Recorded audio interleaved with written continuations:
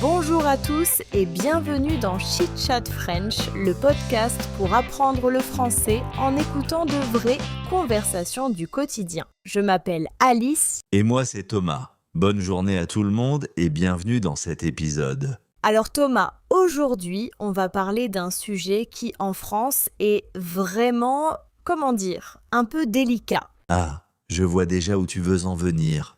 Et oui, l'argent. On va parler de nos habitudes avec l'argent. Comment on épargne, comment on dépense et surtout pourquoi en France on n'aime vraiment pas trop en parler. Et pour nos auditeurs qui apprennent le français, on va essayer de parler naturellement avec le vocabulaire qu'on utilise vraiment au quotidien. Exactement. Et c'est marrant parce que c'est un sujet dont tout le monde a besoin de parler, mais que personne ne veut aborder. En France, demander à quelqu'un combien il gagne, c'est genre presque une insulte.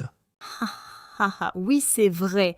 Moi, j'ai des amis qui ont vécu aux États-Unis et ils me disent que là-bas, les gens n'ont aucun problème à dire « je gagne tant par mois ».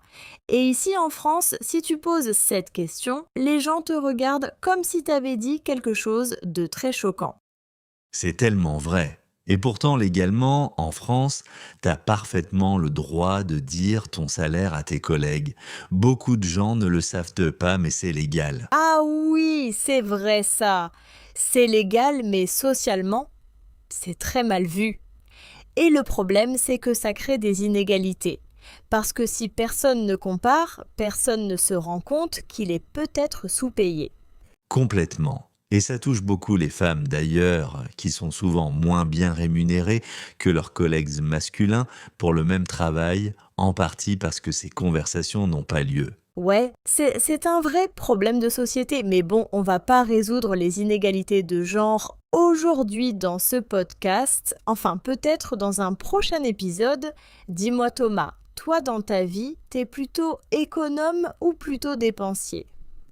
Bonne question. Je dirais un peu les deux selon les périodes. J'ai des phases où je suis très rigoureux. Je note tout ce que je dépense, je regarde mes comptes tous les soirs. Ah oui ? Et puis il y a des périodes où je craque complètement. Je me retrouve à commander des trucs sur internet à minuit dont j'avais absolument pas besoin. Une veste que je mettrai jamais, un gadget inutile. Le fameux achat impulsif de minuit, on connaît tout ça. C'est terrible, je sais. Et toi, Alice, t'as une approche différente ? Moi, j'essaie d'être assez organisée. J'ai une application sur mon téléphone où je rentre toutes mes dépenses par catégorie, alimentation, transport, loisirs, et à la fin du mois, je vois exactement où est parti mon argent. C'est vraiment bien ça. Et parfois, les résultats sont surprenants, non ? Très surprenant. Par exemple, j'avais pas du tout réalisé que je dépensais autant au café. Entre les croissants, les cafés avec des amis, les petits déjeuners dehors, ça montait vite. Ah oui, c'est le truc avec les petites dépenses du quotidien, hein. Chaque café pris séparément, ça semble rien, mais quand tu additionnes tout, Exactement, ça fait mal quand tu vois le total, surtout à Paris où un café est assez cher par rapport au reste de la France. oui, c'est vrai.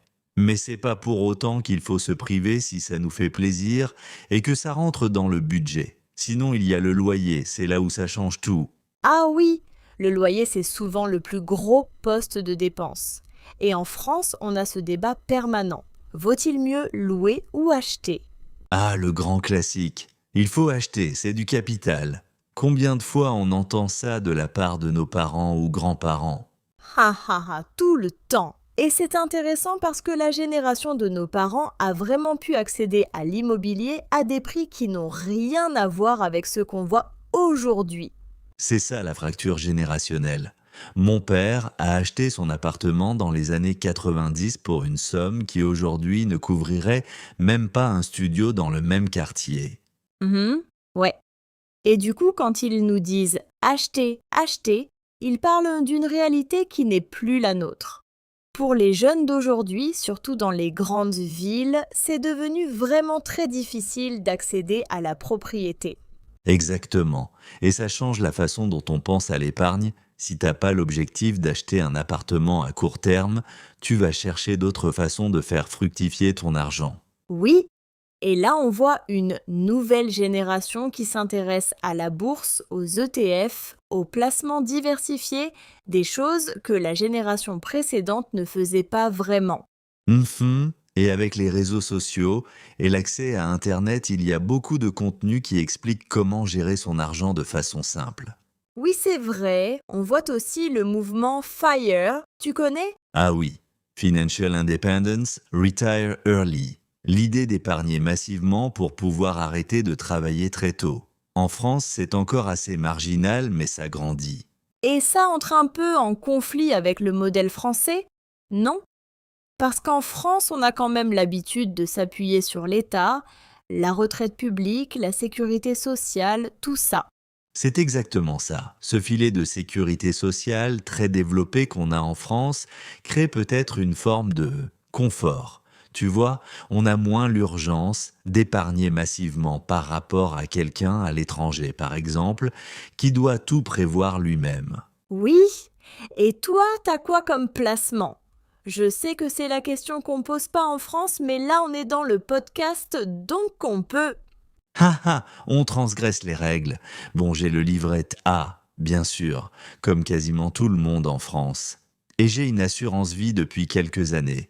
Et je voudrais commencer à investir en bourse aussi. Oui, la bourse, ça m'intéresse, mais il faut que je me renseigne plus d'abord. Bon, ce sera peut-être un sujet pour un prochain épisode. En attendant, dis-moi, t'as des petites astuces concrètes pour dépenser moins au quotidien? Oui, la première chose que j'ai faite, ça a été de faire le tour de tous mes abonnements. Streaming, musique, applications. J'en avais 4 ou 5 que je payais sans même m'en souvenir. Haha, le classique. On fait des périodes gratuites et puis on oublie de résilier. Exactement. J'avais 4 plateformes de streaming. J'en ai gardé 2 et franchement, je regarde les mêmes choses. C'est pas rien. Moi, j'ai une autre astuce. Je fais mes courses de fruits et légumes au marché plutôt qu'au supermarché. C'est souvent moins cher et en plus, c'est bien meilleur. Ah oui, super idée. Les marchés, c'est vraiment une richesse en France. On en a dans presque toutes les villes et tous les quartiers.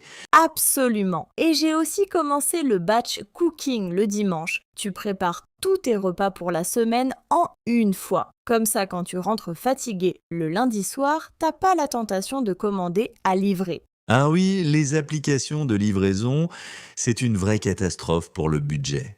Un repas livré, c'est facilement le double ou le triple du prix si tu cuisinais toi-même.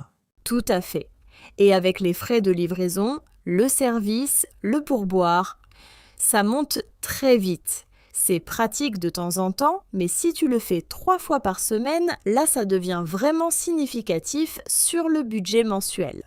Oui, clairement. Et moi, j'ai une méthode pour l'épargne que je recommande vraiment. Le virement automatique le jour du salaire. Avant même de toucher quoi que ce soit, une partie part directement sur mon livret A. Ah oui, c'est vraiment un bon conseil, parce que si t'attends la fin du mois pour voir ce qui reste et épargner dessus, il reste jamais grand-chose. C'est exactement ça. L'argent disponible, on le dépense. C'est humain. Donc autant l'enlever avant d'avoir le temps de le voir. Mhm.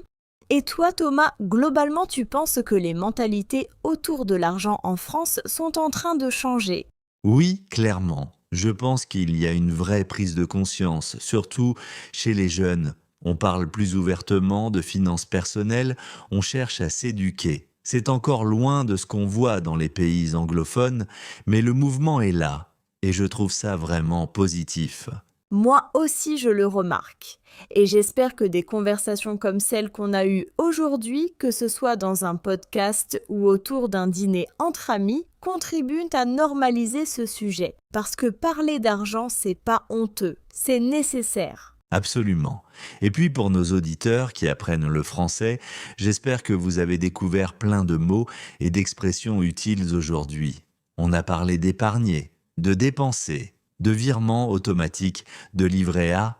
Et de toute la culture française autour de l'argent. Bon, sur ce beau message, on va conclure cet épisode de Chit Chat French. Merci à tous d'avoir été là avec nous aujourd'hui. Merci à vous. Si vous avez aimé cet épisode, partagez-le avec quelqu'un qui apprend le français. Et si vous avez des sujets que vous voulez qu'on aborde dans un prochain épisode, n'hésitez pas à nous écrire. On se retrouve très bientôt pour un nouvel épisode. Prenez soin de vous et à bientôt!